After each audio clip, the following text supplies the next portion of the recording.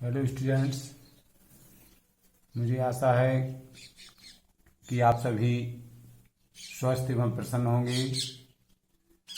Students, विगत दिनों मैंने आपको अर्थशास्त्र, कृषि अर्थशास्त्र क्या है, अर्थ, उसकी परिभाषाएं, जिसमें हमने परिभाषाओं को 5 प्रकार से समझने के लिए कहा था, और उसमें से जो प्रथम प्रकार था धन केंद्रित परिभाषा, दूसरा कल्याण केंद्रित, तीसरा सीमितता संबंधी, चौथा आवश्यकता विहीनता और पांचवा विकास केंद्रित परिभाषा। इसके बारे में मैंने बताया था, और विस्तार से जो प्रथम प्रकार की परिभाषाएं थीं, जिसमें धन केंद्रित परिभाषा, जिसको एडम स्मिथ ने परिभाषित किया। दूसरे प्रकार की जो परिभाषाएं थीं, उसमें कल्याण केंद्रित परिभाषा, जिसको प्रोफेसर अल्फ्रेड मार्शल ने परिभाषित किया। जो प्रथम और द्वितीय प्रकार की परिभाषाएं थीं, उसको कल मैंने समझा। अब आज स्टूडेंट्स, मैं आपको तीसरे प्रकार की जो परिभाषाएं हैं, सीमितता केंद्रित परिभाषा।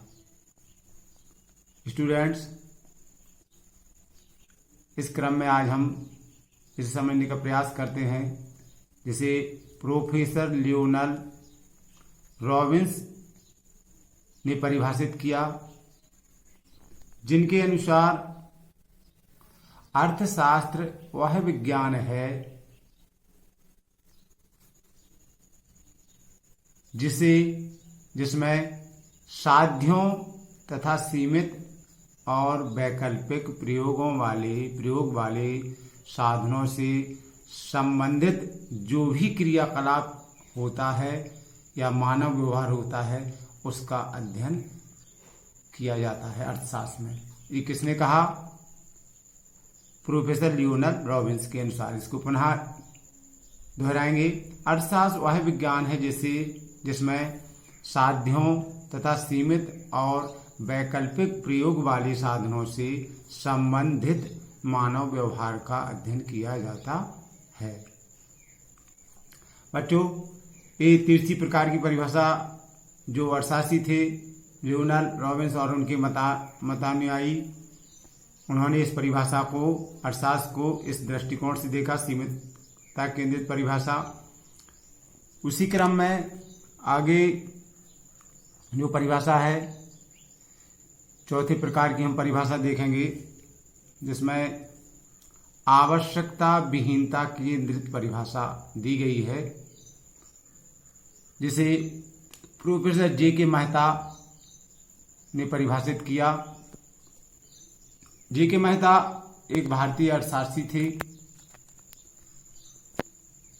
और उन्होंने अर्थशास्त्र को इस दृष्टिकोण से देखा, अर्थशास्त्र वह विज्ञान है जो मानव आचरण का अध्ययन इस चेष्टा से करता है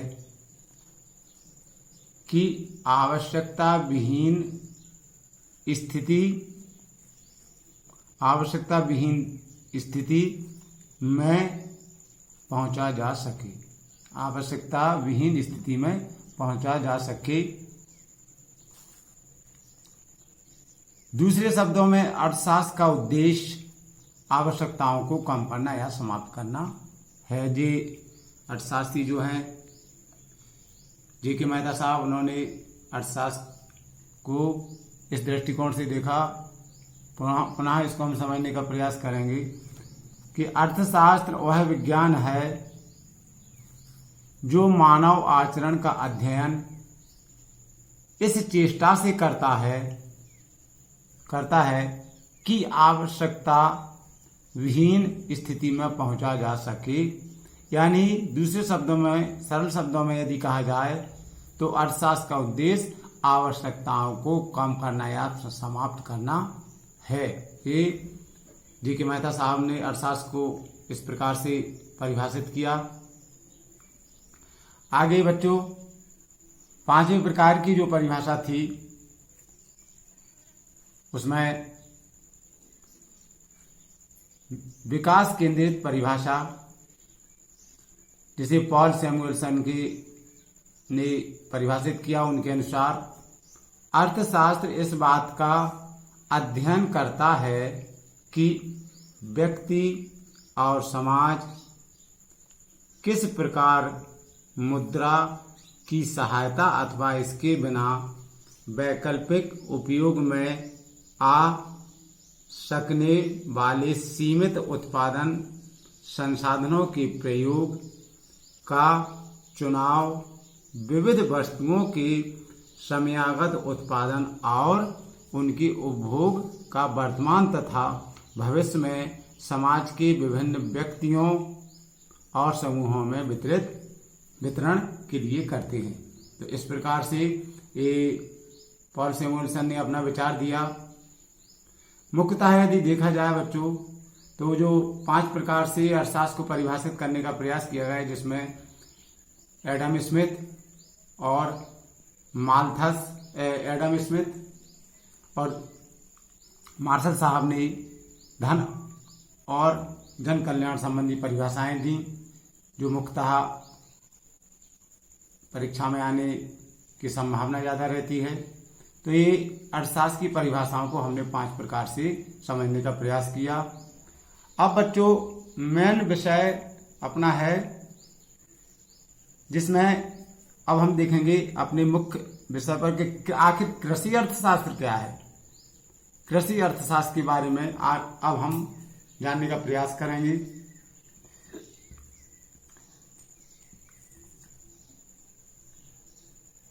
इसके अंतर्गत हम खेती करने एवं फसल उत्पादन की विभिन्न क्रियाओं का आर्थिक दृष्टिकोण से अध्ययन करते हैं।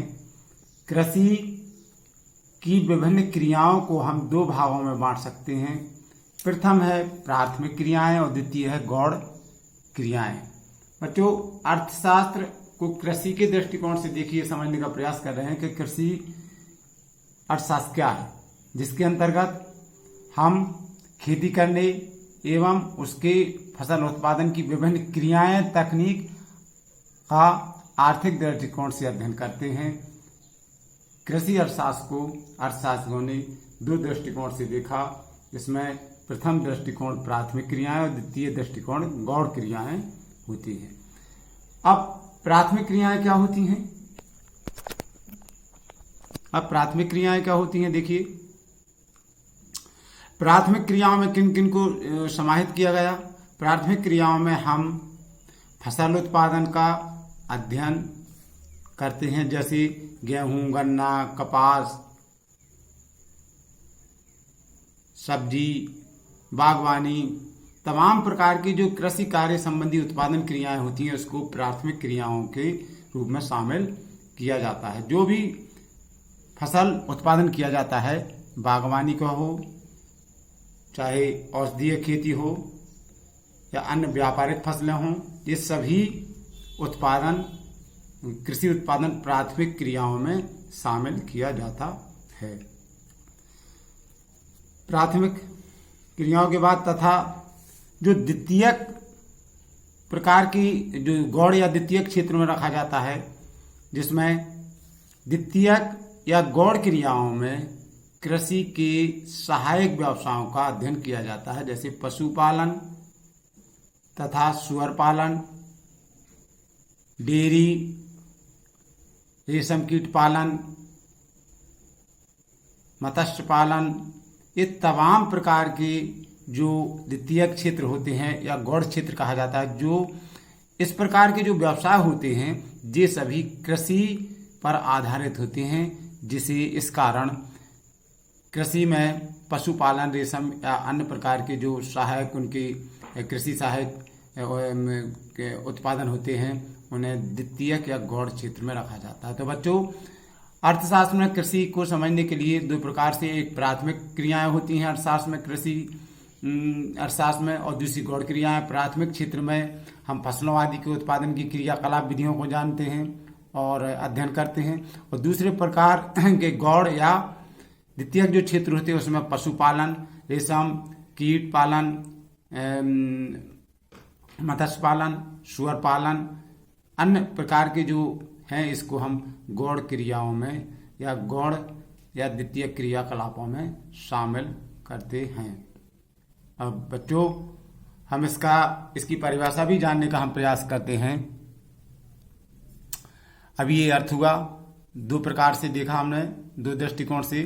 अब परिभाषा जोजियर के शब्दों में कृषि अर्थशास्त्र कृषि विज्ञान की वह शाखा है जो कृषक के संसाधनों के संबंध को नियमित करने के ढंग का विवेचन करती है ताकि कृषि व्यवसाय में अधिकतम समृद्धि प्राप्त की जा सके। यानी कृषि अर्थशास्त्र जो है विज्ञान की वह शाखा है जिसमें कृषक के जो संसाधन होते हैं उनका संबंध नियमित करने के ढंग से का विवेचन करने तथा ताकि जिससे कृषि व्यवसाय में अधिकतम उत्पादन और समृद्धि प्राप्त की जा सके, इसे अर्थशास्त्र कृषि अर्थशास्त्र कहा जाता है। तो बच्चों आज हम पुनः थोड़ा सा रिवीजन करेंगे। हमने जो 5 प्रकार से परिभाषाएं थीं उसमें आज हमने तृतीय प्रकार की सीमितता केंद्रित परिभाषा, चौथी प्रकार की जो थी हमने आवश्यकता भिन्नता केंद्रित परिभाषा, 5वीं प्रकार की जो परिभाषा थी हमने विकास केंद्रित या आधुनिक परिभाषा, फिर हमने अर्थशास्त्र कृषि अर्थशास्त्र को जानने का प्रयास किया कि आखिर कृषि अर्थशास्त्र क्या है, जिसमें हमने कार्य करने की कला, फसल उत्पादन आदि का जो हम अध्ययन करते हैं उसे कृषि अर्थशास्त्र कहा जाता है, जिसको हम 2 भागों में विभक्त करते हैं। एक प्राथमिक क्रियाएं कृषि की होती हैं, द्वितीय क्रियाएं या गौण क्रियाएं जो होती हैं वो कृषि क्षेत्र की होती हैं। प्राथमिक क्रियाओं में फसल उत्पादन, बागवानी वगैरह, गेहूं, गन्ना, कपास, बागवानी जो भी है इसके उत्पादन को प्राथमिक क्षेत्र में रखा जाता है, और द्वितीय क्षेत्र में या गौण क्षेत्र में हम उसके सहायक व्यवसायों का अध्ययन करते हैं, जैसे पशुपालन, रेशम, कीट, सुअर, दूध, डेयरी वगैरह जो भी पशुपालन। इस प्रकार से हम मत्स्य पालन ये द्वितीय या गौण क्षेत्र में रखते हैं, और ये हमने आपके सामने परिभाषा समझी। बस आज के लिए काफ़ी है। धन्यवाद।